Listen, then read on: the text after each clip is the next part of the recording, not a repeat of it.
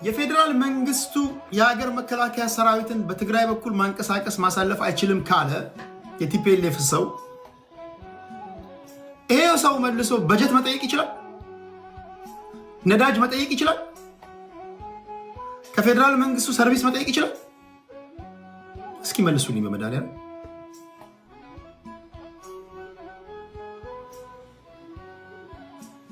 ነዳጅ ትጠይቃለህ፣ በጀት ትጠይቃለህ፣ ሰርቪስ ትጠይቃለህ። ሲመቼ ከፌደራል መንግስት ሰዎች ጋር ሸራተን ምናምን ውስኪ ትራጫለህ። ከዛ የፌደራል መንግስቱ ደግሞ አይ የናሽናል ሴኩሪቲ ትሬት አለብኝ ሰራዊቴን በዚህ አካባቢ ያንቀሳቅሳለሁ ተገቢው ድጋፍ ይደረግላቸው ነው ሲል ኖ እንዴት ያለ ነገር ነው ጎበዝ? ወይ አይ ዶንት ኖ ቲፒኤልኤፎች እያሰቡ ያሉት እንደ ሌላ ሀገር ነው፣ እንደዛ ነው የሚያስቡት። አክቹዋሊ ይሄን የምለው ትግራዋዮችን አይደለም። ይሄ የምለው ቲፒኤልኤፍንና የቲፒኤልኤፍ ደጋፊዎችን እኔ ሁልጊዜ የምናገረው እንደዛ ነው። ቲፒኤልኤፍ ህዝባዊ ወያኔ ሓርነት ትግራይ ቲፒኤልኤፍ ማለት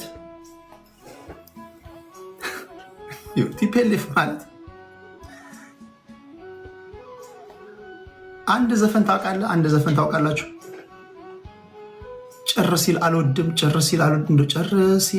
አልወድም የሚል አንድ ዘፈን አለ። ቲፒኤልኤፍ ባህሪያቸው ችግር ባይኖር እንኳን የራሳቸው ፕሪንሲፕል ችግር መፍጠር አለባቸው።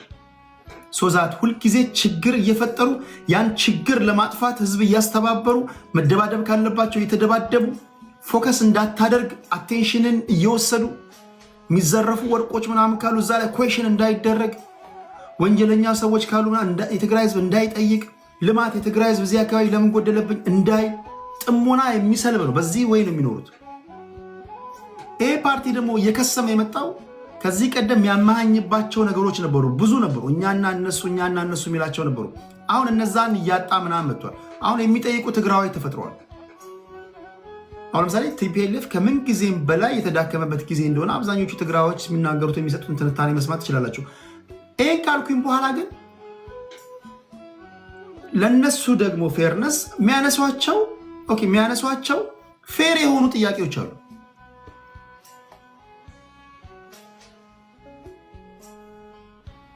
ለምሳሌ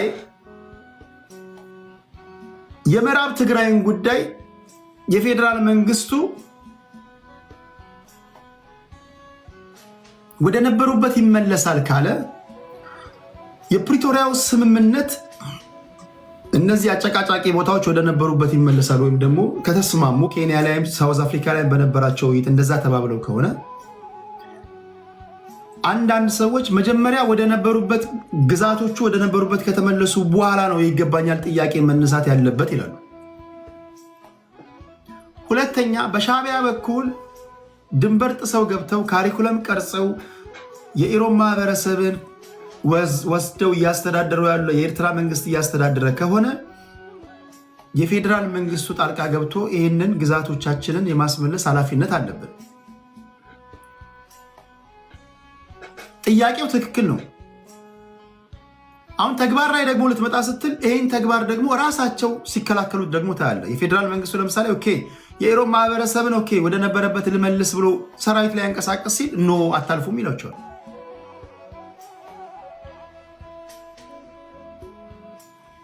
አታልፉም የሚሉት የፌደራል መንግስቱ ለመሰላችሁ አጭርና ግልጹ ኢሮብ አሁን ነው የታየው ወይ? አታልፉም የሚሉት መቼም ሊታየው ይችላል።